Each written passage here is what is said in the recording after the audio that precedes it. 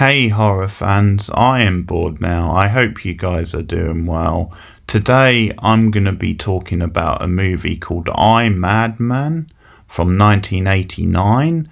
So this was a first time watch. I just stumbled upon it on Amazon yesterday and I thought it might be a good one to take a look at, tick off. And bit of a forgotten movie, I'm guessing, because I'd never heard of it. And also because of the premise, it feels like the sort of premise that was becoming a bit more popular in the late 80s and has a little bit of an anthology vibe about it, even though it's not a natural anthology.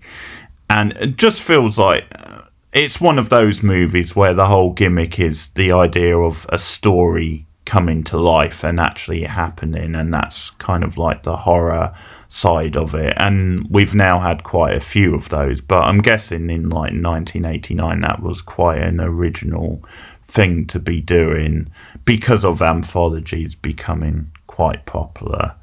So I got another surprise, and that is the lead actress in it is Jenny Wright, who was in Near Dark. And this is 2 years after Near Dark. I rewatched Near Dark recently, as some of you would know on the channel.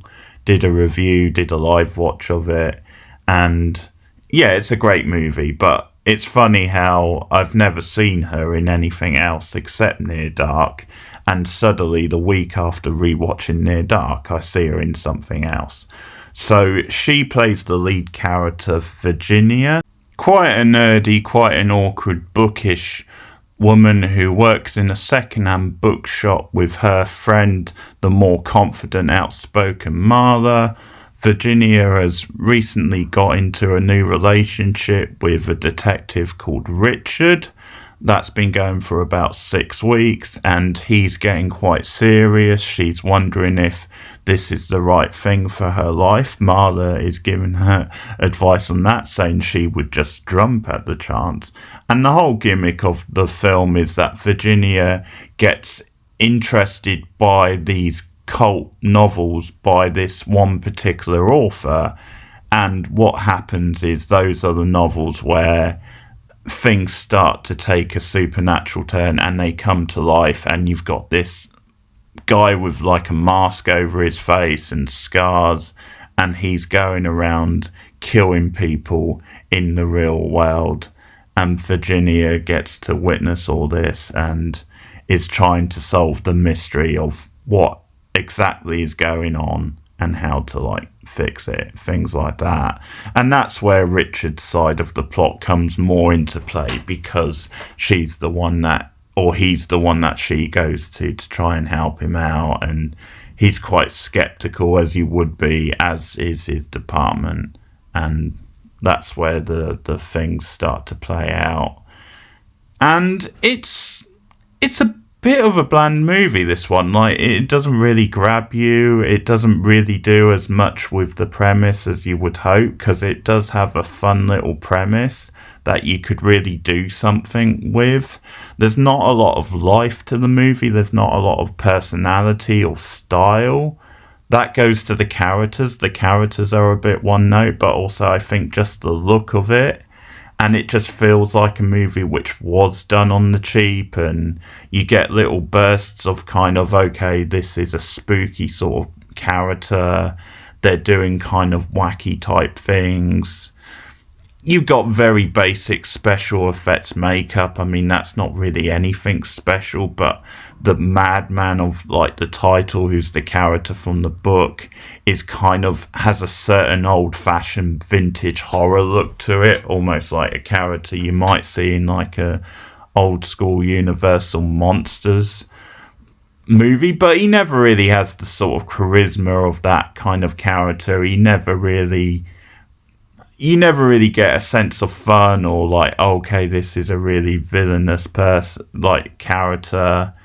And they never really play with the gimmick as much as you want, because you get little things like you have like a female character who's a bit of a diva in one of them, and she becomes like a damsel who's one of his victims. And I think she's being played by Jenny Wright as well. It looked like Jenny Wright, but just a little bit glammed up. And the way the movie opens is you get this thing with like a hotel manager who's one of the guests is meant to like have an animal, and he's like, well, if he does have an animal, he won't be staying here much longer. And he goes around looking in his room, finds all these spooky type weird sort of things, and then an animal, a really badly done CG, well, it's not CGI because it's 89, but a really bad visual effect of an animal pops up, and the idea is it's an animal from one of these like novels, and like kills the guy. But it's a bit weird where you're not quite sure what's in the real world and what isn't, and because it all seems to be happening in the building or in a room across from Virginia, but you're never quite sure what exactly is really happening. Like that could have just been like a bit from the novel, but she's the only one who is kind of seeing this, and because she's interested in his novels, then she's the one who's following this along and trying to solve it, and everyone else around her, because it's one of those stories, is sort of like quite skeptical and thinks she's literally reading too much into it, because there's a little thread where she gets left the book I'm Madman, and Marla, she assumes that Marla left it because she's been asking her about this author and the book, so she thinks Marla has left her this book, but it turns out Marla hasn't. She says she hasn't, and that becomes a little bit of a, well, where did the book come from then? And I think her and Marla, the whole vibe with them is a little bit like 1980s, where they're putting these two characters together. They work together, but they're also best friends, and it feels like an opposites attract thing than you got a lot from in the 80s. And I don't really mind it. I think that can be a lot of fun, and it can add like variety if it's done well. It's just these characters aren't particularly compelling to watch. They're quite flat.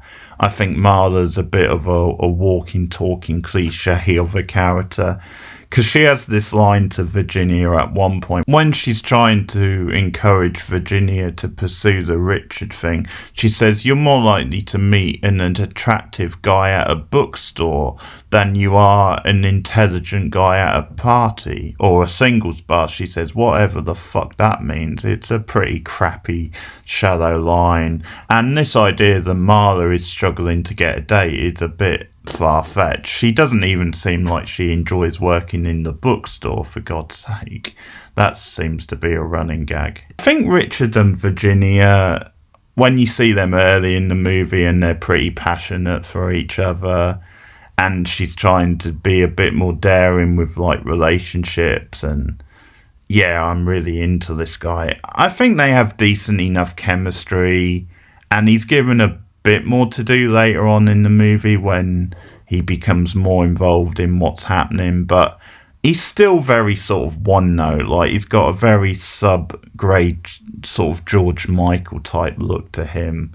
And even though they have decent chemistry, I think the stuff with him at the police department, where it's almost like it's like the Fox Mulder thing of because Virginia is coming out with all these wacky theories about what's been happening, and she's like the witness to this stuff, but she's spinning this story which no one can really believe, then it just looks bad on Richard all the time. And at one point they try and do like a setup. Why she thinks it's going to be the Madman is like the killer. Sorry, he's like a cleaner or something who randomly walks in, and all that stuff I think got a little bit repetitive. And as the movie went on, I didn't really care too much about their relationships. And I think also Jenny Wright is a bit miscast as Virginia. Like, I never quite brought her as this more bookish type awkward woman, and I think that comes a bit from like seeing her in Near Dark. It felt like this movie was trying a bit too hard to kind of like take her sexuality away and kind of make her a bit more plain and awkward, and I just wasn't quite buying it. But I think she's a solid enough actress. She was good in Near Dark. I think she's fine in this. It's just that it's a little bit of a miscast. But the movie in general, I think, is just a bit of a missed opportunity. Like, they never go fully in on the gimmick. They never really make it that exciting or colourful or dark or funny.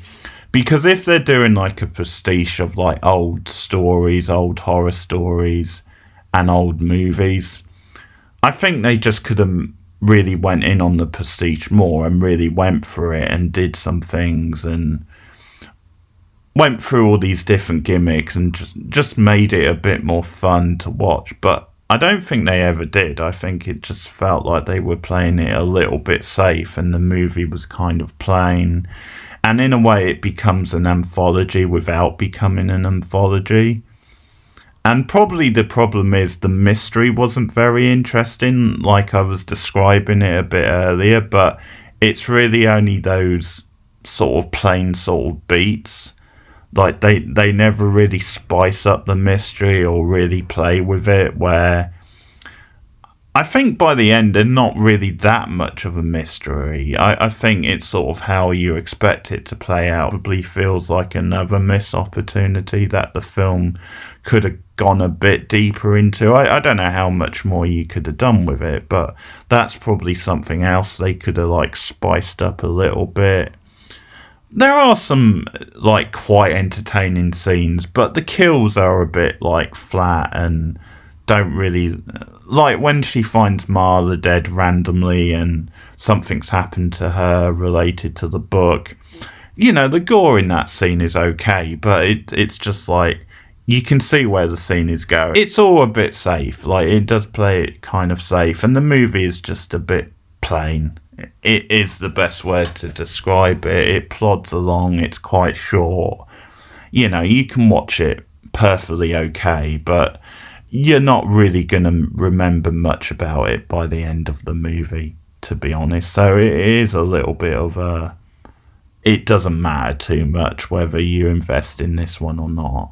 It's a little bit skippable, but it's not terrible. It's, you know, it passes the time. So I'm going to go very middling on this one, 5 out of 10. I can't really see it being one I revisit too much, but if you've seen I'm Madman, then let me know what you think of it in the comments below.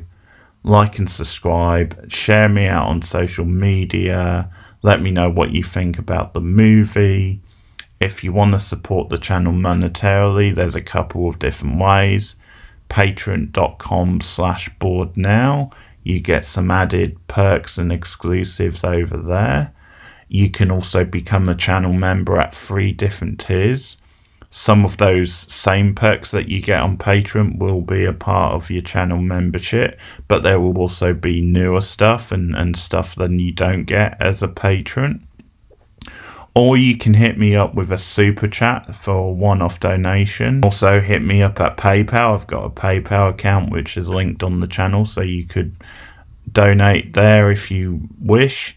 And a nice, easy and free way to support, apart from liking the video and commenting, is you can also hype the video up. So hit the hype button and it should help it get out to more people. But thanks for listening, guys. Let me know what you think of this movie. Have a great Halloween, and I'll see you guys soon. Bye. They say that if you want to escape reality, all you really have to do is pick up a good book. Why don't we just take it from the top, okay? It all started with the book. 1 minute I was reading about him, and the next minute he was standing right next to me. But when the escape becomes an obsession, I mean, how can you do this crap? I can't stop. it is the return to reality that becomes the challenge.